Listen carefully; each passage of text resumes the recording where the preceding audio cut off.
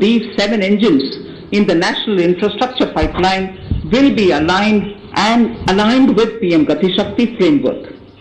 The touchstone of the master plan will be world-class modern infrastructure and logistics synergy among different modes of movement, both of people and goods, and location of projects.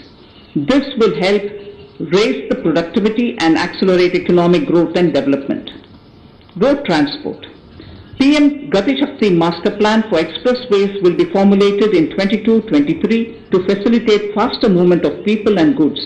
The national highways network will be expanded by 25,000 kilometers in 2022-23. 20,000 crores of rupees will be mobilized through innovative ways of financing to complement the public resources. The data exchange among all mode operators will be brought on unified logistics interface platform designed for application programming interface. This will provide for efficient movement of goods through different modes, reducing logistics cost and time, assisting just-in-time inventory management, and in eliminating tedious documentation. Most importantly, this will provide real-time information to all stakeholders and improve international competitiveness. Open source mobility stack for organizing seamless travel of passengers will also be facilitated. Contracts for implementation of multimodal logistic parks at 4 locations through PPP mode will be awarded in 22-23. Railways will develop new products and efficient logistic services for small farmers and small and medium enterprises, besides taking the lead in integration of postal and railways network to provide seamless solutions for movement of parcels. One station, one product concept will be popularized to help local businesses and supply chains. As a part of Atmanirbhar Bharat, 2,000 kilometers of network will be brought under Kavach, the indigenous world-class technology for safety and capacity augmentation in 2022-23. 400 new generation Vande Bharat trains will better energy efficiency and passenger riding experience will be developed and manufactured during the next 3 years. 100 PM Gati Shakti cargo terminals for multimodal logistics facilities will be developed during the next 3 years. Innovative ways of financing and faster implementation will be encouraged for building metro systems of appropriate type at scale. Multimodal connectivity between mass urban transport and railway stations will be facilitated on priority. Design of metro systems, including civil structures, will be reoriented and standardized for Indian conditions and needs. Parvat Mala. As a preferred ecologically sustainable alternative to conventional roads in difficult hilly areas, National Ropeways Development Program will be taken up on PPP mode. The aim is to improve connectivity and convenience for commuters, besides promoting tourism. This may also cover congested urban areas where conventional mass transit system is not feasible. Contracts for 8 such ropeway projects for a length of 60 kilometers will be awarded in 22-23. With technical support from the Capacity Building Commission, central ministries, state governments and their infra agencies will have their skills upgraded. This will ramp up capacity in planning, design, financing including innovative ways, and implementation management of the PM Gati Shakti infrastructure projects. Inclusive development, our second priority. Agriculture. The procurement of wheat in Rabi 21-22 and the estimated procurement of paddy in Kharif 21-22 will cover 1,208 lakh metric tons of wheat and paddy from 163 lakh farmers, and 2.37 lakh crores will be the direct payment of MSP value to their accounts. Chemical-free natural farming will be promoted throughout the country with a focus on farmers' lands in 5-kilometer wide corridors along the river Ganga at the first stage. 2023 has been announced as the International Year of Millets. Support will be provided for post-harvest value addition, enhancing domestic consumption, and for branding millet products nationally and internationally. To reduce our dependence on import of oil seeds, a rationalized and comprehensive scheme to increase domestic production of oil seeds will be implemented. For delivery of digital and high-tech services to farmers with involvement of public sector research and extension institutions along with private agri-tech players and stakeholders of agri-value chains, a scheme in PPP mode will be launched.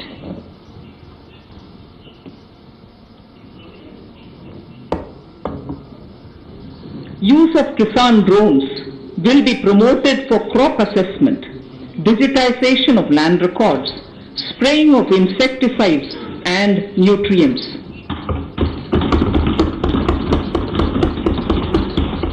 States will be encouraged to revise syllabi of agricultural universities to meet the needs of natural, zero budget and organic farming, modern day agriculture, value addition and management.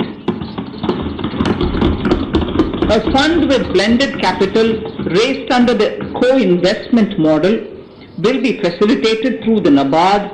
This is to finance startups for agriculture and rural enterprise relevant for farm produce value chain. The activities of these startups will include inter alia, support for FPOs, machinery for farmers on rental basis at farm level, and technology including IT-based support. The implementation of the Ken-Betwa link project at an estimated cost of 44,605 crores will be taken up. This is aimed at providing irrigation benefits to 9.0 lakh hectare of farmers' lands, drinking water supply to 62 lakh people, 103 megawatt of hydro, 27 megawatt of solar power, allocations of 4,300 crores of rupees in the RE 21-22 and 1,400 crores of rupees in 22-23 have been made for this project. Honorable Speaker, sir, draft DPRs for 5 river links, namely Daman Ganga Pinjal, Par Tapi Narmada, Godavari Krishna, Krishna Pennar, and Pennar Kaveri have been finalized. Once a consensus is reached among the beneficiary states, the Centre will provide support for their implementation. For farmers to adopt suitable varieties of fruits and vegetables and to use appropriate production and harvesting techniques, our government will provide a comprehensive package with participation of state governments. MSMEs, Udyam, eShram, NCS and ASEAN portals will be interlinked. Their scope will be widened. They will now perform as portals with live organic databases providing G2C, B2C and B2B services. These services will relate to credit facilitation, skilling, and recruitment with an aim to further formalize the economy and enhance entrepreneurial opportunities for all. Emergency Credit Line Guarantee Scheme has provided the much needed additional credit to more than 130 lakh MSMEs. This has helped them mitigate the adverse impact of the pandemic. The hospitality and related services, especially those by micro and small enterprises, are yet to regain their pre-pandemic level of business. Considering these aspects, the ECLGS will be extended up to March 2023, and its guarantee cover will be expanded by 50,000 crores of rupees to total cover of 5 lakh crores.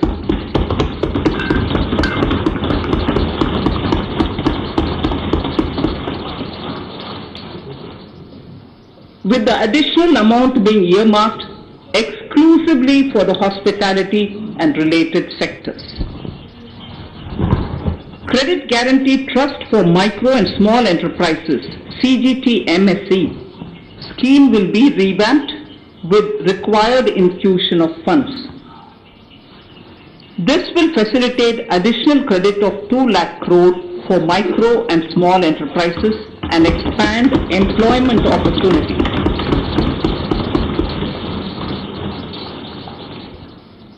Raising and Accelerating MSME Performance (RAMP) program will outlay of 6,000 crore over 5 years will be rolled out. This will help MSME sector become more resilient, competitive and efficient.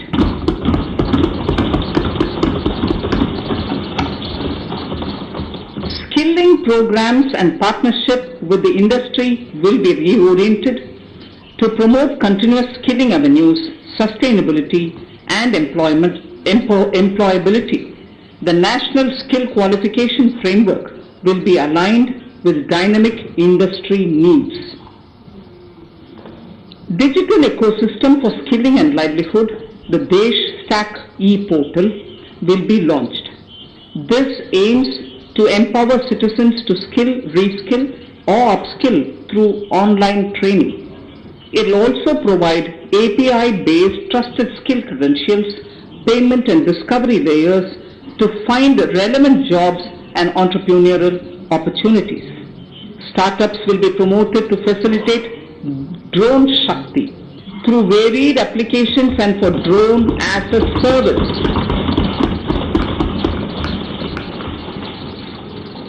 In select ITIs in all states, the required courses for skilling will be started. Due to the pandemic-induced closure of schools, our children, particularly in the rural areas and those from scheduled castes and scheduled tribes and other weaker sections, have lost almost 2 years of formal education. Mostly, these are children in government schools. We recognize the need to impart supplementary teaching and to build a resilient mechanism for education delivery. For this purpose, One Class, One TV channel program of PM E-Vidya will be expanded from 12 to 200 TV channels. This will enable all states to provide supplementary education in regional languages for classes 1 to 12.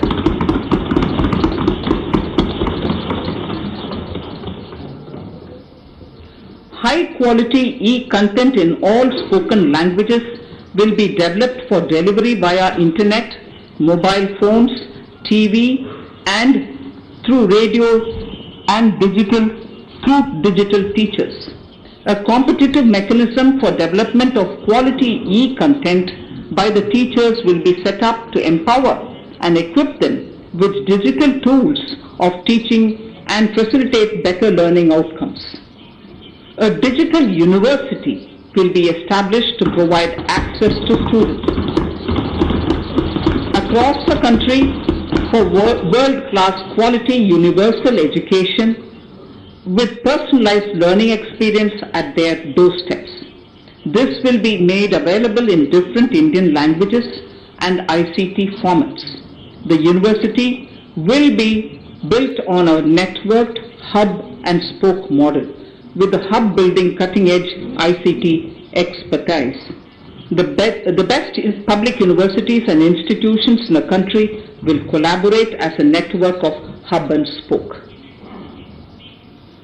An open platform for the national digital health ecosystem will be rolled out. It will consist of digital registries of health providers and health facilities, unique health identity, consent framework and universal access to health facilities. The pandemic has accentuated mental health problems in people of all ages. To better the access to quality mental health counseling and care services, a national tele-mental health program will be launched. This will include a network of 23 tele-mental health centers of excellence, with NIMHANS being the nodal center and International Institute of Information Technology, Bangalore, IIIT Bangalore, providing technology support. Recognizing the importance of Nari Shakti as the harbinger of our bright future and for women-led development, during the Amrit Kal, our government has comprehensively revamped the schemes of the Ministry of Women and Child Development.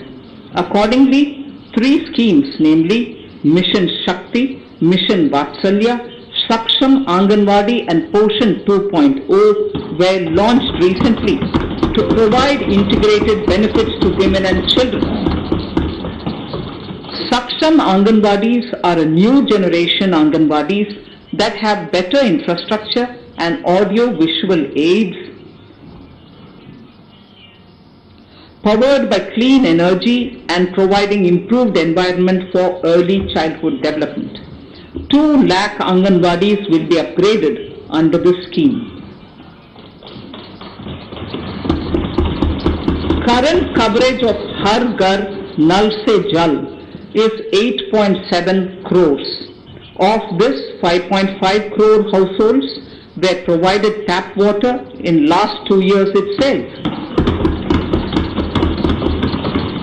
Allocation of 60,000 crores of rupees has been made with an aim to cover 3.8 crore households in 2022 and 23. In 22-23, 80 lakh houses will be completed for the identified eligible beneficiaries of the PM Awas Yojana, both rural and urban. 48,000 crores is allotted for this purpose. The central government will work with the state governments for reduction of time required for all land and construction related approvals, for promoting affordable housing for middle class and for the economically weaker sections in urban areas. We should also work with the financial sector, regulators, to expand access to capital along with reduction in cost of intermediaries. A new scheme, Prime Minister's Development Initiative for the Northeast, will be implemented through the Northeastern Council.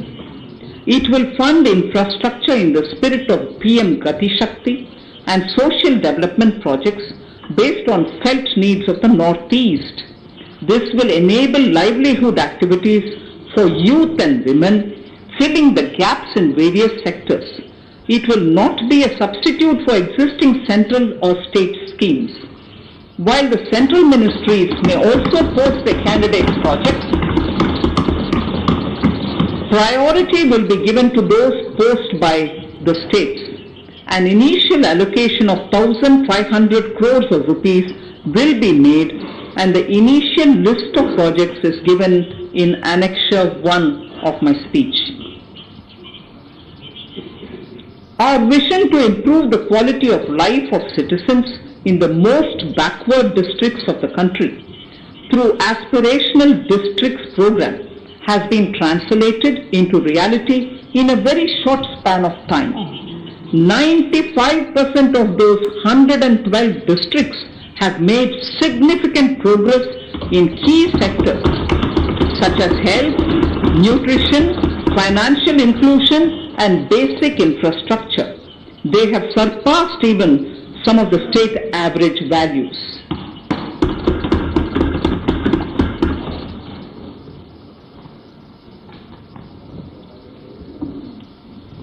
However, in those districts, some blocks continue to lag.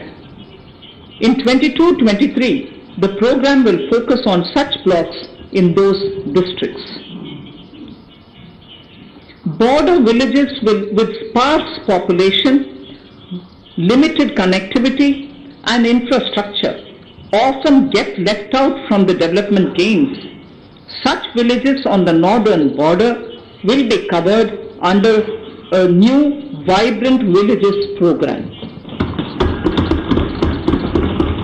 The activities will include construction of village infrastructure, housing, tourist centers, road connectivity, provisioning of decentralized renewable energy, direct-to-home access for Doordarshan and educational channels, and support for their livelihood generation. Additional funding for these activities will be provided. Existing schemes will be converged. We will define their outcomes and monitor them on a constant basis. In 2022, 100% of 1.5 lakh post offices will come on the core banking system, enabling financial inclusion and access to accounts through net banking, mobile banking, ATMs, and also provide online transfer of funds between post office accounts and bank accounts. This will be helpful especially for farmers and senior citizens in rural areas, enabling interoperability and financial inclusion. Honorable Speaker, sir, in recent years, digital banking, digital payments and fintech innovations have grown at a rapid pace in the country. Government is continuously encouraging these sectors to ensure that the benefits of digital banking reach every nook and corner of the country in a consumer-friendly manner. Taking forward this agenda and to mark 75 years of our independence, it is proposed to set up 75 digital banking units in 75 districts of the country by scheduled commercial banks. The financial support for digital payment ecosystem announced in the previous budget will continue in 22-23 as well. This will encourage further adoption of digital payments. There will also be a focus to promote use of payment platforms that are economical and user-friendly. So I move to the next priority. In recent years, over 25,000 compliances were reduced and nearly 1,500 union laws were repealed. This is the result of our government's strong commitment for minimum government and maximum governance. 1,486 union laws were repealed. Our trust in the public and ease of doing business is what is highlighted here, sir. For the Amrit Kal, the next phase of ease of doing business 2.0 and ease of living will be launched. In our endeavor to improve productive efficiency of capital and human resources, we will follow the idea of trust-based governance. The new phase will be guided by an active involvement of the states, digitization of manual processes and interventions, integration of the central and state level systems through IT bridges, a single point access for all citizen-centric services, and standardization and removal of overlapping compliances. Crowdsourcing of suggestions and ground-level assessment of the impact with active involvement of citizens and businesses will be encouraged. A single window portal, Parivesh, for all green clearances was launched in 2018. It has been instrumental in reducing the time required for approvals significantly. The scope of this portal will be expanded to provide information to the applicants based on location of units. Information about specific approvals will be provided. It will enable application for all 4 approvals through a single form and tracking of the process through Centralized Processing Center Green, CPC Green. E-passports. The issuance of e-passports using embedded chip and futuristic technology will be rolled out in 22-23 to enhance the convenience for the citizens in their overseas travel. By the time of India at 100, nearly half our population is likely to be living in urban areas. To prepare for this, orderly urban development is of critical importance. This will help realize the country's economic potential, including livelihood opportunities for the demographic dividend. For this, on the one hand, we need to nurture the megacities and their hinterlands to become current centers of economic growth. On the other, we need to facilitate Tier 2 and Tier 3 cities to take on the mantle in the future. This would require us to reimagine our cities into centers of sustainable living with opportunities for all, including women and our youth. For this to happen, urban planning cannot continue with a business as usual approach. We plan to steer a paradigm change. A high-level committee of reputed urban planners, urban economists, and institutions will be formed to make recommendations on urban sector policies, capacity building, planning, implementation, and governance. For urban capacity building, support will be provided to the states. Modernization of building bylaws, town planning schemes, transit-oriented development will be implemented. This will facilitate reforms for people to live and work closer to the mass transit systems. The central government's financial support for mass transit projects and Amrit scheme will be leveraged for formulation of action plans and their implementation for facilitating the TOD and TPS by the states. For developing India-specific knowledge in urban planning and design, and to deliver certified training in these areas, up to 5 existing academic institutions in different regions will be designated as centers of excellence. These centers will be provided endowment fund of 250 crore each. In addition, the AICTE will take the lead to improve syllabi, quality and access of urban planning courses in other institutions. We will promote a shift to use of public transport in urban areas. This will be complemented by clean tech and governance solutions, special mobility zones with zero fossil fuel policy and EV vehicles. Battery swapping policy. Considering the constraint of space in urban areas, for setting up charging stations at scale, a battery swapping policy will be brought out and interoperability standards will be formulated.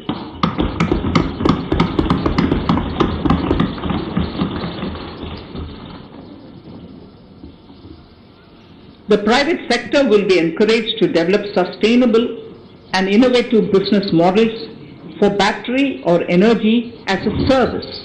This will improve efficiency in the EV ecosystem. Efficient use of land resources is a strong imperative. States will be encouraged to adopt unique land parcel identification number to facilitate IT-based management of records.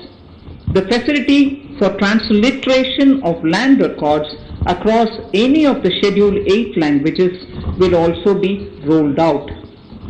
The adoption of linkage with National Generic Document Registration System (NGDRS) with the One Nation One Registration software will be promoted as an option for uniform process of registration and anywhere registration of deeds and documents.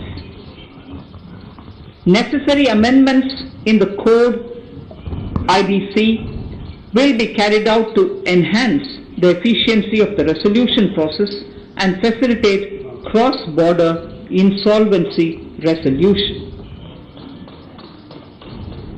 Accelerated corporate exit. Several IT-based systems have been established for accelerated registration of new companies. Now the Center for Processing Accelerated Corporate Exit (CPACE) will process re-engineering, will be established to facilitate and speed up the voluntary winding up of these companies from the currently required 2 years to less than 6 months. Government procurement. Government rules have recently been modernized for the needs of Amritkal. The new rules have benefited from the inputs from various stakeholders.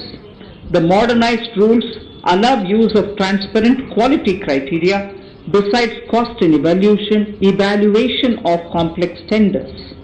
Provisions have been made for payment of 75% of running bills mandatorily within 10 days and for encouraging settlements of disputes through conciliation.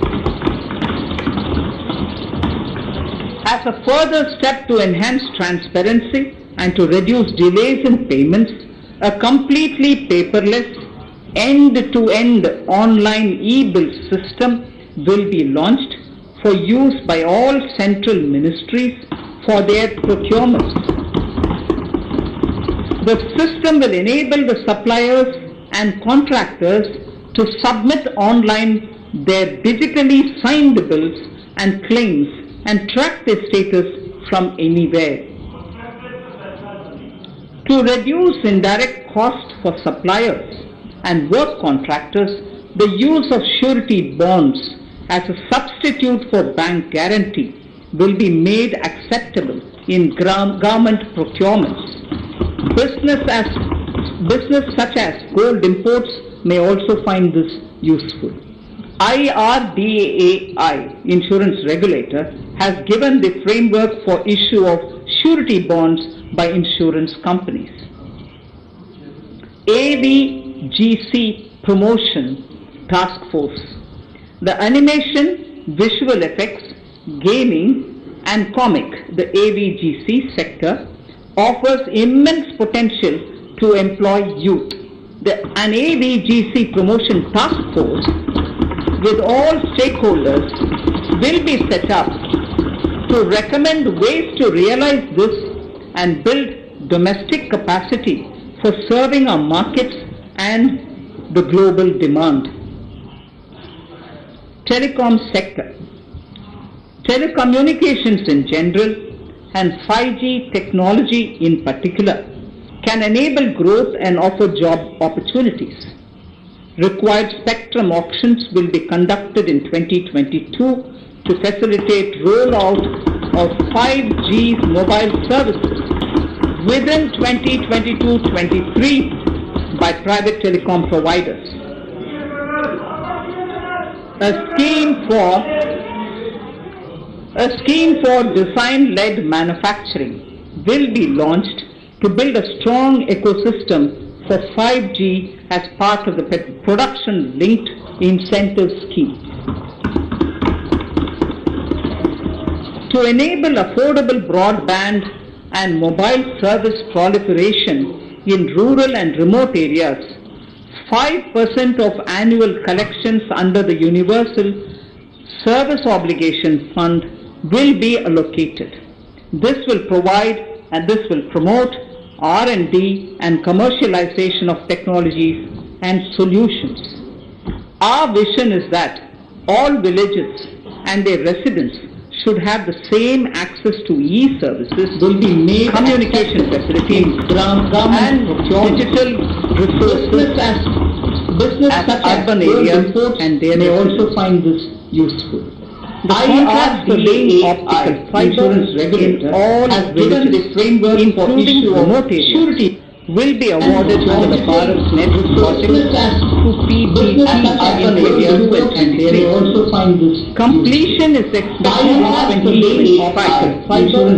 Measures will be taken to enable better and more efficient use of optical fiber.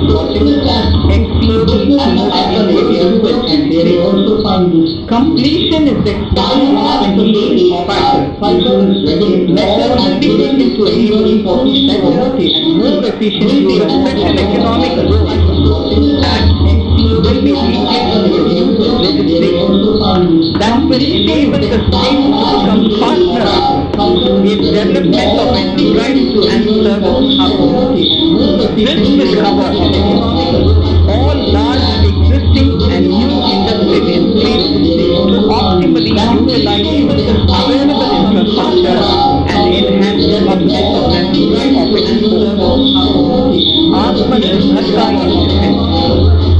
Our government is committed to reducing emissions and promoting Atmanirbharta in equipment for the armed forces, and 58% of the capital procurement budget will be earmarked for domestic industry in 22-23.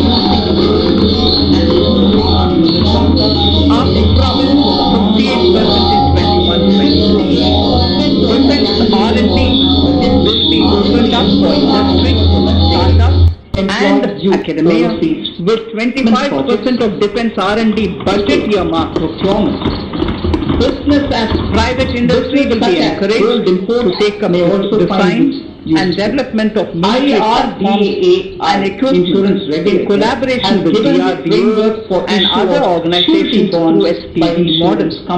An independent nodal umbrella body will be set up for meeting wide-ranging testing and certifications required. Collaboration with DRDO for artificial intelligence, geospatial systems, and independent nodal umbrella semiconductor and set up for meeting wide-ranging testing economy and economics and pharmaceuticals.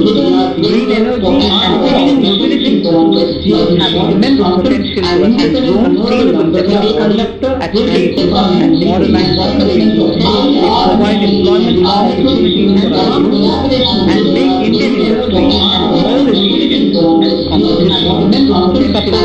Policies like such regulation, facilitative action, providing domestic capacity and promotion of research and development will guide the government's approach. So R&D is the right strategy. In addition to efforts of collaboration among academia, industry and public institutions, government contribution will be provided. So R&D, energy transition and climate change. In addition to the risks of climate change are these negative internal and external